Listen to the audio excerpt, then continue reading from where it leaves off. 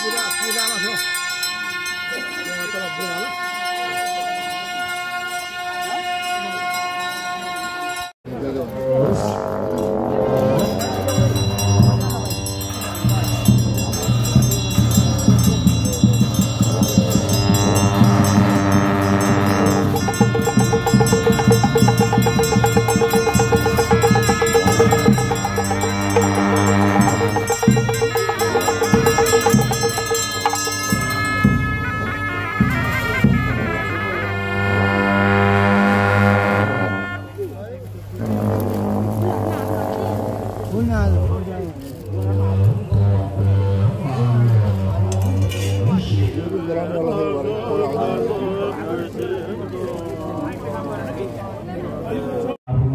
अधिकार पाउनु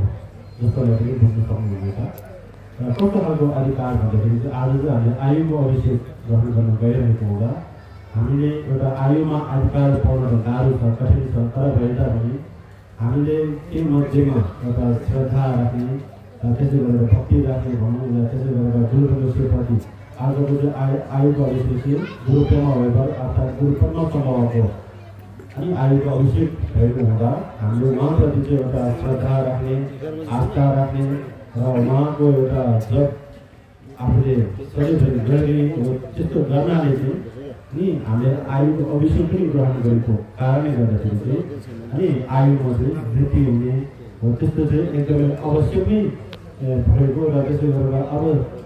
यदि हामीले त्यो अनुसारले गरेको भए अनि हाम्रो आयु चाहिँ साँच्चै नै वृद्धि हुन्छ भन्ने गरिन्छ त्यो भएको कारणले गर्दाखेरि अब अहिले चाहिँ हाम्रो आयुको जुन अभिषेक ग्रहण गरेभन्दा अगाडि सुरुमा चाहिँ हामी पनि एउटा शुद्धता हुनुपर्ने हामीमा भएको जति पनि आवरणहरू छ त्यसको आवरण भनौँ या त्यसै गरेर कर्मको आवरणहरू छ त्यो सबै आवरणहरूबाट चाहिँ हामी अब शुद्ध हुनुको निम्ति पनि सुरुमा चाहिँ हामीले अनि आफू जोखिनुको निम्ति भनेर जुन पनि यहाँबाट अनि ढुङ्गाको पानीहरू तपाईँले सेवन गर्दाखेरि पनि त्यो पानी सेवन या त्यो अमृत सेवन गर्दाखेरि पनि तपाईँहरू चाहिँ अनि एकदमै शुद्ध भयो भनेर सम्झिनुहोस् अर्थात् आफ्नो भएको आवरणहरू नराम्रो क्लेशको आवरण अनि कर्मको आवरण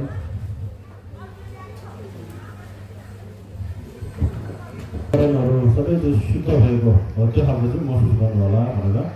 भन्न चाहन्छु र